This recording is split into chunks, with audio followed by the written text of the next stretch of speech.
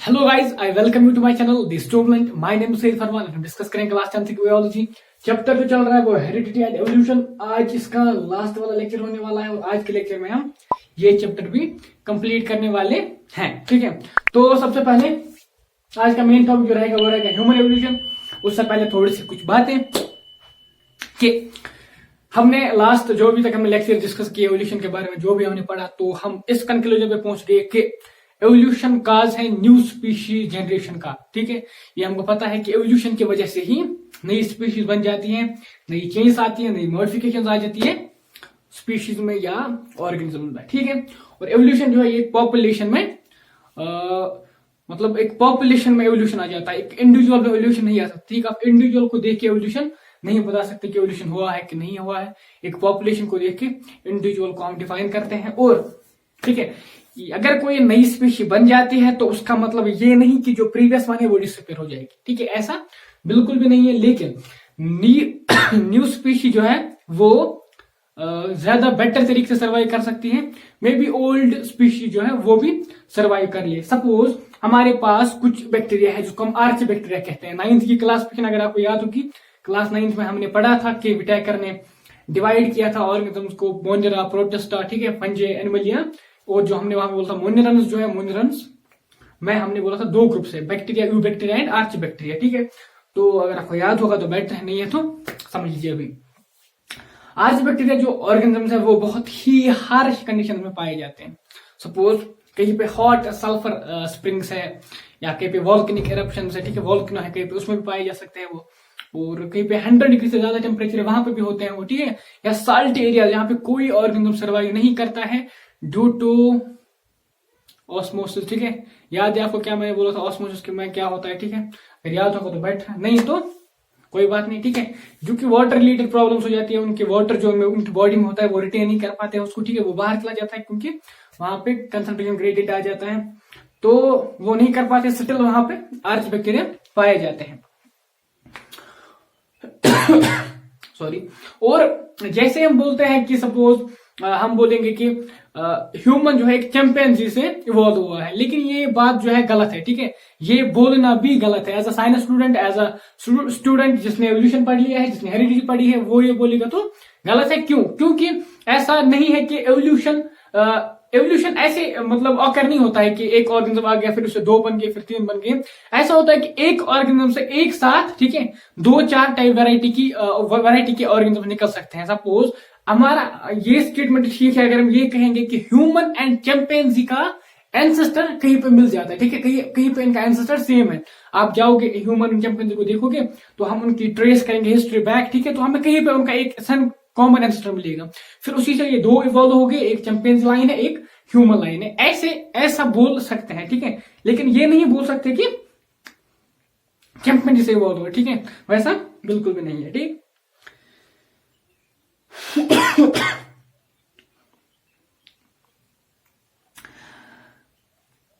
ठीक है, तो एवोल्यूशन मैं आपके लिए पढ़ता हूं। Evolution is simply the generalisation of diversity and the shaping of the diversity by environmental selections. The only progressive trend in evolution seems to be that more and more complex body designs have emerged over time. ठीक है, तो ये evolution की simple जो है definition है, simple meaning है कि एवोल्यूशन में क्या हुआ था, कैसे हुआ था। ठीक है,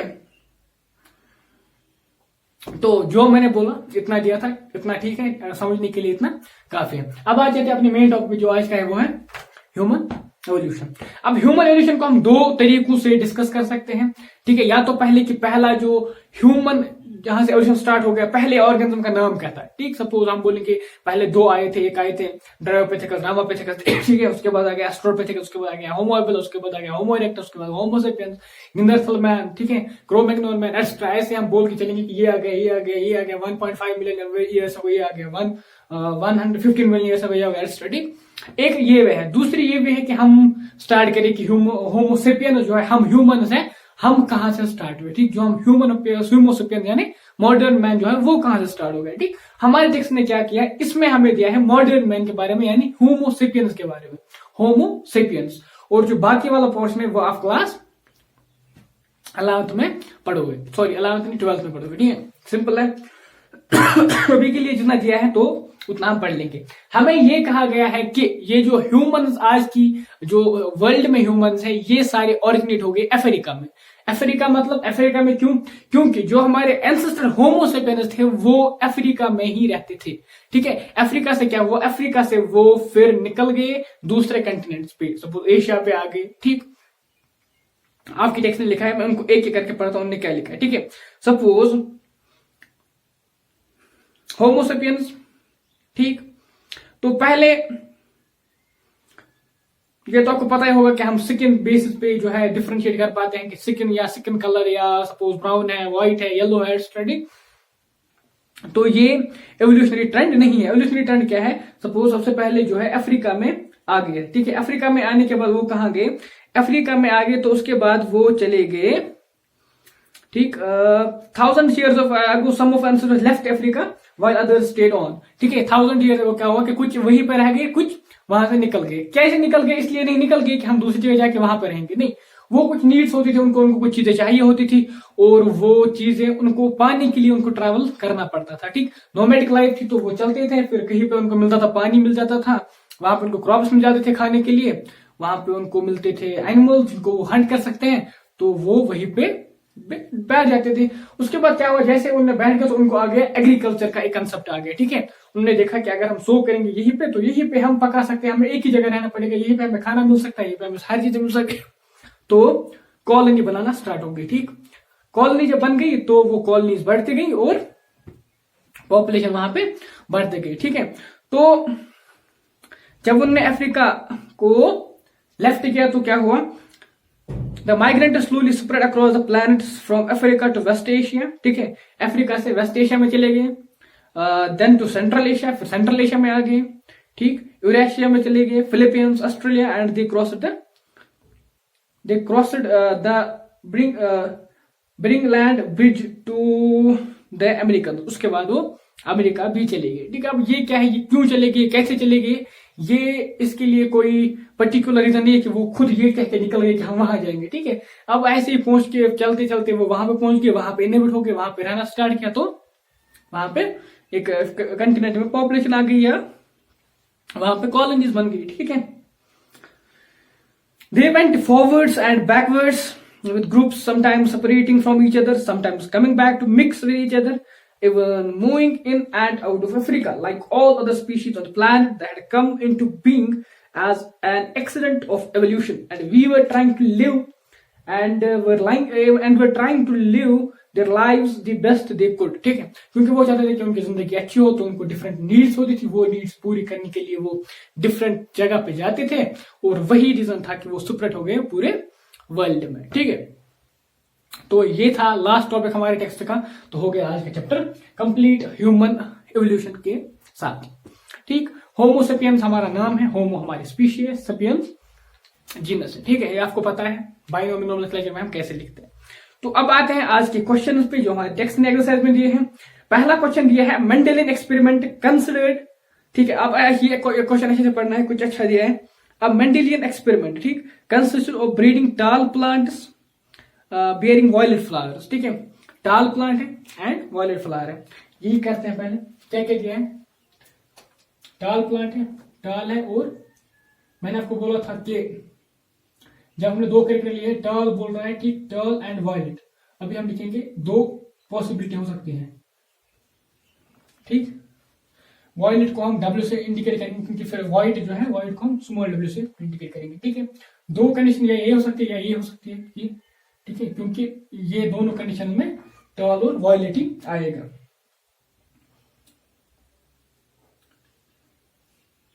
ठीक है, violet flowers with short pea plants bearing white flowers, इसको क्रॉस किया है किसके साथ, इसको क्रॉस किया है किसके साथ, शॉर्ट है। ठीक है, मतलब शॉर्ट के लिए तो कोई कंडीशन ही नहीं है, व्हाइट है मतलब स्मॉल w। ठीक है, समझ में आ रहा है क्या क्वेश्चन में? क्वेश्चन में दिया है कि हमारे पास टाल वायलेट है, टाल वायलेट के लिए ये भी हो सकता है, ये भी हो सकता है, दोनों टाल एंड वायलेट है। उसको हमने क्रॉस किया है किसके साथ, रिसेसिव प्लांट के साथ। इस क्रॉस को हम क्या बोलते हैं, अगर मैं आपको पूछूं कि इस क्रॉस को हम क्या नाम देते हैं, याद है किसी को? शाबाश, जल्दी, अगर आपको नाम याद होगा टेस्ट क्रॉस का, तो टेस्ट क्रॉस की एग्जाम्पल ही है ये। ठीक है, तो क्या बोला उसके बाद, the progeny all bore violet flowers but almost half of them were short. क्या हुआ कि जो सब के सब फ्लावर्स थे वो थे वायलेट। कैसे? सब के सब फ्लावर्स हमें वायलेट मिले, ठीक है, लेकिन वायलेट मिले मतलब यहां पे वायलेट मिले तो ये वाली कंडीशन क्रॉस हो जाती है, ठीक है। ये वाली कंडीशन नहीं हो सकती क्योंकि इस वाली कंडीशन में सारे वायलेट नहीं मिलेंगे, कुछ वाइट भी मिलेंगे, क्योंकि यहाँ पे डब्ल्यू यहाँ पे डब्ल्यू, तो ये वाली कॉम्बिनेशन भी आ जाएगी, ठीक है। तो ये वाली कंडीशन गलत है, मतलब इसका क्रॉस हो रहा है, इसका इसके साथ। सारे क्या थे? वायलेट थे, और but almost half of them were, half उसमें क्या थे? हाफ थे शॉर्ट, हाफ थे मतलब हाफ थे डिवाफ, हाफ तो डिवाफ होंगे ना। नहीं, पहले देखते हैं क्या मसला है, ठीक है, पहले देखते हैं। This suggest that genetic makeup of the tall plants can be depicted as, ये बोल रहा है जेनेटिक मेकअप जो टॉल प्लांट्स है उसका डिपिक्ट कैसे कर सकते हैं, ठीक है। तो पहले आ जाते हैं ऑप्शन पे। पहला जो है TTWW, पहला ये ऑप्शन दिया है। सेकंड दिया है TTWW, TTWW मतलब ये व्हाइट है, ठीक है, तो ये नहीं हो सकता क्योंकि ये वायलेट है, तो ये व्हाइट है, ये क्रॉस है, सेकंड ऑप्शन। थर्ड है TT व्हाइट व्हाइट, TTWW, ठीक। अब इनमें से कोई भी ऑप्शन हो सकती है, ये हम देखेंगे कैसे। अब हमें ये दिया है कि यहां पे जो है हाफ आगे डिवाफ, ठीक, 50% क्या आगे डिवाफ, तो 50% अगर डिवाफ है तो मसला मतलब ये तो नहीं होगा क्योंकि सारे वायलेट है, ये वाला डब्ल्यू नहीं होगा, मतलब डब्ल्यू तो क्लियर है, ठीक, डब्ल्यू क्लियर है, डब्ल्यू ही होगा क्योंकि सारे के सारे वायलेट आ रहे हैं, डब्ल्यू होगा। लेकिन हाफ आ रहे हैं डिवाफ, तो उसका मतलब है टी तो होगा एक क्योंकि ये टॉल है, लेकिन जब हाफ डिवाफ आए इसका मतलब ये टी स्मॉल होगा, ठीक है। समझ में आ रहा है मैं क्या बोल रहा हूं? देखो, उसने बोला है हमें कि हमारे पास टॉल एंड वायलेट है, टॉल वायलेट के लिए ये भी जीनोटाइप है, ये भी जीनोटाइप हो सकता है और ये भी जीनोटाइप हो सकता है, ठीक। लेकिन यहां से डिवाफ व्हाइट है, डिवाफ व्हाइट है, ठीक। जो प्रोजेनी आई इनको क्रॉस करने के बाद उसमें क्या है? सारे के सारे वायलेट है। जब सारे के सारे वायलेट हैं तो इसका मतलब यहां पे दोनों को कैपिटल डब्ल्यू होना चाहिए, ठीक, स्मॉल डब्ल्यू नहीं हो सकता, क्योंकि अगर स्मॉल डब्ल्यू एक भी आएगा तो यहां पे कॉम्बिनेशन आके व्हाइट बनाएगी, ठीक है। तो क्या होगा कि मतलब है कि डब्ल्यू दोनों कैपिटल होंगे, दोनों वायलेट होंगे। लेकिन 50% है यहाँ पे हमारे डिवाफ। अगर 50% डिवाफ है तो मतलब है कि ये टॉल है, तो यहाँ पे टी है और एक टी ये होना चाहिए, ठीक है। मेरे अकॉर्डिंग इसका आंसर आना चाहिए ये वाला, ये हमें दिया है ऑप्शन नंबर 3, ठीक है, ऑप्शन नंबर 3, ठीक। तो इसी से यही वाली कॉम्बिनेशन सही आ सकता है और कोई भी कॉम्बिनेशन नहीं। चलो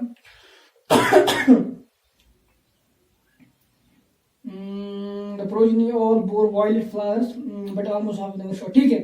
सेकंड क्वेश्चन पे आते हैं। Example of homologous organs is, homologous organs कौन कौन से हैं इसमें? मैंने आपको ये बोला था कि होमोलॉगस ऑर्गन्स का ओरिजिन क्या होता है? ओरिजिन का क्या होता है? ओरिजिन सेम होता है लेकिन फंक्शन डिफरेंट हो सकती है। तो पहली ऑप्शन क्या है? Our arms and dogs 4 leg, हमारी आर्म्स एंड डॉग की 4 लेग, तो ये होमोलॉगस ऑर्गन्स है, बिल्कुल है, क्योंकि हमारा जो हमारे हाथ का और डॉग की 4 लिम्ब का स्ट्रक्चर सेम है, ठीक है, स्ट्रक्चर सेम है, ऑल दो फंक्शन डिफरेंट है, वो वॉकिंग के लिए यूज होती है, हम इसको वॉकिंग के लिए यूज नहीं करते। Second option, are teeth and the elephants tusks, elephants के जो यहाँ पे टस्कस होते हैं, ठीक है, वो लंबे टीथ होते हैं जो मॉडिफाइड कैनाइन्स होते हैं, ठीक है, मॉडिफाइड कैनाइन्स, प्रॉपरली मुझे याद नहीं है, कैनाइन्स होते हैं कि इंसिसर होते हैं, मॉडिफाइड एलिफेंट के जो टस्कस होते हैं, एलिफेंट्स के जो टस्कस होते हैं, ठीक है, टस्कस होते हैं, वो होते हैं, मैं अकॉर्डिंग टू मी मुझे सॉरी, ठीक है, वो होते हैं इंसिसर, 6 और मुझे याद करने लग गया था, वो होते हैं मॉडिफाइड इंसिसर्स, ठीक है,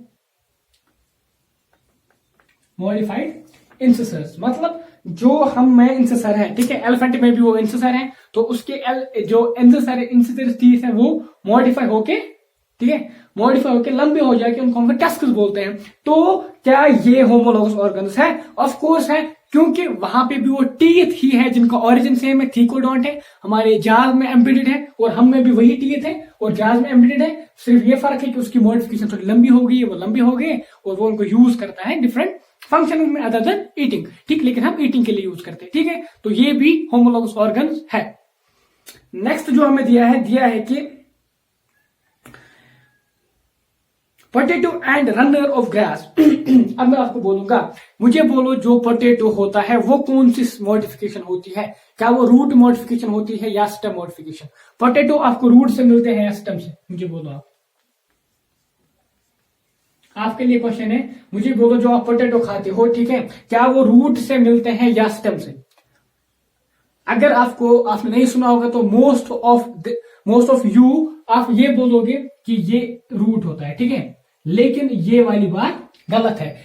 जबकि जो पोटैटो होता है ये होता है स्टेम मॉडिफिकेशन। क्या होता है स्टेम मॉडिफिकेशन? कैसे होता है? अगर वो जमीन के नीचे होता है तो ऐसे होता है कि जमीन के नीचे स्टेम से कुछ ब्रांचेस निकलती हैं और उनके टिप स्वोलन हो जाते हैं, उन स्वोलन टिप्स को हम बोलते हैं पोटैटो और उनको हम खाते हैं, ठीक। तो पोटैटो जो है वो है स्टेम मॉडिफिकेशन। क्या है? Stem modification. इसी तरह जो रनर ऑफ ग्रास है वो भी स्टेम मॉडिफिकेशन है, ठीक है। रनर जो है वो स्टेम मॉडिफिकेशन, उससे फिर यहाँ पे रूट्स निकलते हैं, यहाँ पे रूट्स निकलते हैं और फिर यहाँ पे दूसरा प्लांट, ठीक। ये भी क्या है? स्टेम मॉडिफिकेशन है। तो ये भी आपका होमोलॉगस ऑर्गन आ जाएगा, ठीक है। तो इसका आंसर क्या आ गया? All the above. In evolutionary terms we have more in common with, हम किसके साथ हमारा ज्यादा कॉमन है, ठीक है। एवोल्यूशनरी टर्म्स के हिसाब से हम किससे ज्यादा रिलेटेड है? पहला ऑप्शन है Chinese school boy, a chimpanzee, a spider, a bacterium, ठीक है। आपसे ही क्वेश्चन है, सिंपल क्वेश्चन है, कोई लॉजिक भी नहीं है, किससे हम ज्यादा रिलेटेड है, ठीक है। तो पहला ही ऑप्शन है school, a Chinese school boy, ठीक। Study found that children with light coloured eyes are likely to have parents with light colored eyes. On this basis, can we say anything about whether the light eye color trait is dominant or recessive? Why or why not? ठीक है, बोला जाता है कि हमने study में हमें ये पता चला कि अगर किसी की आई कलर जो है व्हाइट है, ठीक है, सपोज लाइट आई कलर है, ठीक, तो मोस्टली ये देखा गया कि उसके पेरेंट्स का भी यही आई कलर होता है। तो क्या हम मान सकते हैं कि डोमिनेंट है? हाँ, जब पेरेंट से ऑफस्प्रिंग्स में कोई कलर आ जाता है, ठीक है, तो अब मोस्ट कलर अगर वही ज्यादातर सोसाइटी में पॉपुलेशन में पाया जाता है तो ऑफ कोर्स वो डोमिनेंट होगा, क्योंकि वो पेरेंट्स अगर कोई और डोमिनेंट होता तो वही वाला उसको ओवरकम करके एक्सप्रेस हो जाता है, ठीक है। Here are the areas of study evolution and classification interlinked. How are the areas of study evolution and classification? कैसे इंटरलिंक्ड है हमने डिस्कस किया है, खुद लिखोगे। Explain the terms analogous and homologous organs, कल के लेक्चर में डिस्कस किया। टर्म्स आपको बोलिए है, होमोलॉगस क्या है, एनालॉगस क्या है। बहुत अच्छे तरीके से आप इसका बहुत ही बेहतरीन आंसर लिख सकते हो अगर आपने कल का लेक्चर देख लिया है, ठीक है। Outline a project with aims to find the dominant coat colour in dogs. आपको प्रोजेक्ट करना है, आपको कोट डॉग्स में एक कोड कलर देखना है कि कौन सा है, ठीक है। ये भी सिंपल है, ठीक। आप ब्राउन कलर लोगे और ब्लैक कलर लोगे, एक पर्टिकुलर को डोमिनेंट मान के चलोगे तो आपको निकलेगा कि ये वाला डोमिनेंट है, तो वही वाला ज्यादा डॉग पॉपुलेशन में फाउंड किया जाएगा, ठीक है। आपको फॉसिल्स की इंपॉर्टेंस बतानी है और रिलेशनशिप बतानी है एवोल्यूशन के साथ क्या है, ठीक है, डिस्कस किया है हमने। What evidence do we have for origin of life from inanimate matter? हमें क्या हमें कौन सी एविडेंस मिली है जिससे हम बोलते हैं कि ये नॉन लिविंग मटेरियल से जो है ऑर्गेनिजम्स क्रिएट हुए, एक सेल्यूलर स्ट्रक्चर क्रिएट हुआ था। अगर आपको याद होगा हाल्टन की थ्योरी एंड यूरी मिलर का एक्सपेरिमेंट जो मैंने डिस्कस किया था, सिमुलेशन एक्सपेरिमेंट, जिनमें उन्होंने एक फ्लास्क लिया था जिसमें उन्होंने स्पार्क डाले थे, उसमें मिथेन लिया था, ठीक है, एक्स्ट्रा जो चीजें ली थी जो हमने डिस्कस किया, तो उसके बाद उन्होंने बोला था कि वहां पे कुछ चीजें कन्वर्ट हो गई अमाइनो एसिड्स में, शुगर्स में, पिगमेंट्स, ठीक। तो वो एक प्रूफ है। Explain how sexual reproduction gives rise to more variable variations than asexual reproduction. How does this affect the evolution of these organisms that reproduce asexually? ठीक है, तो सेक्सुअल रिप्रोडक्शन में ज्यादा वेरिएशंस क्यों आएंगे एज कम्पेयर टू एक्सेक्सुअल? क्योंकि यहाँ पे दो पेरेंट्स के कैरेक्टर्स कंबाइन होते हैं, ठीक है, और यहाँ पे वो दो की वेरिएशन एक्यूमुलेट हो जाती है एक में, क्योंकि एसेक्सुअल रिप्रोडक्शन में एक ही ऑर्गेनिज्म डिवाइड करता है, तो वहां पे डीएनए रिप्लिकेशन के दौरान जो थोड़ी सी चेंज हो जाती है वही एवोल्यूशन क्रिएट करती है, लेकिन यहाँ पे बहुत सारी चीजें आके एक्यूमुलेट हो जाती है। How is the equal genetic material convert male and parents project, ठीक है। मैंने आपको ये बोला था कि हमारे गैमेट्स में क्यों हाफ ही डीएनए आ जाता है, ठीक है। पूरा डीएनए, फुल डीएनए क्यों नहीं आता। गैमेट्स ऑलवेज, जहां पे भी सेक्सुअल रिप्रोडक्शन में गैमेट्स बनेंगे उनमें हाफ कंटेंट ऑफ डीएनए होता है as compare to normal cell, क्योंकि वही कंटेंट फिर दो पेरेंट से आके कंप्लीट सेल का कंटेंट बनाता है। डीएनए कंटेंट कंप्लीट होता है जब जाइगोट में वो दोनों आके जाइगोट क्रिएट करते हैं, ठीक है। इसीलिए क्या होता है कि जनरेशन जो गैमेट्स होते हैं उनमें हाफ डीएनए होता है, ताकि प्रोजेनी में ये जो क्रोमोसोम नंबर है, ये जो डीएनए मटेरियल है, ये जो जेनेटिक मटेरियल है, इसका प्रोपोर्शन सेम रहे, ठीक है, ये सेम अमाउंट में चले, ठीक। All the variations that confer advantage on individual organism will survive in the population. Do you agree with the statement? Why or why not? देखो क्या है कि जो एडवांटेजेस, जो कन्फर एडवांटेज करते हैं कोई चीज, जो एडवांटेज देती है किसी ऑर्गेनिज्म को, वो सर्वाइव करने के चांस उसके ज्यादा होते हैं। क्योंकि सपोज एक चेंज आगे बैक्टीरिया में ज्यादा टेम्परेचर टॉलरेट करने की, हाँ, और वही से क्या हुआ कि टेम्परेचर बढ़ गया, तो जो टॉलरेट नहीं कर पाएगा वो तो सर्वाइव नहीं करेगा ना। तो जिसमें ये वेरिएशन आ गई, जिसमें ये एडवांटेज आ गई, वो इससे सर्वाइव कर सकता है एनवायरमेंट में। तो उस अकॉर्डिंग हम कह सकते हैं कि जिसमें अगर कोई एडवांटेजेस चेंज आ गई है कोई जेनेटिक मटेरियल में, उसमें वेरिएशन आ गई जो उसके लिए एडवांटेज है, तो वो उसको यूज करके सर्वाइव कर सकता है, ठीक है। तो हो गए हमारे एक्सरसाइज के क्वेश्चंस भी इस चैप्टर के। इसी के साथ आज का चैप्टर कंप्लीट हो गया, ठीक। तो मैंने ट्राई किया है कि आपको अच्छे से समझाऊं, सारी चीजें अच्छे से आपके लिए सिंपल वे में डिस्कस करूं। स्टिल अगर कोई पॉइंट रह गया है या आपको कोई समझ में नहीं आ गई है तो क्या करना है, उसको कमेंट सेक्शन में लिख देना है, ठीक है।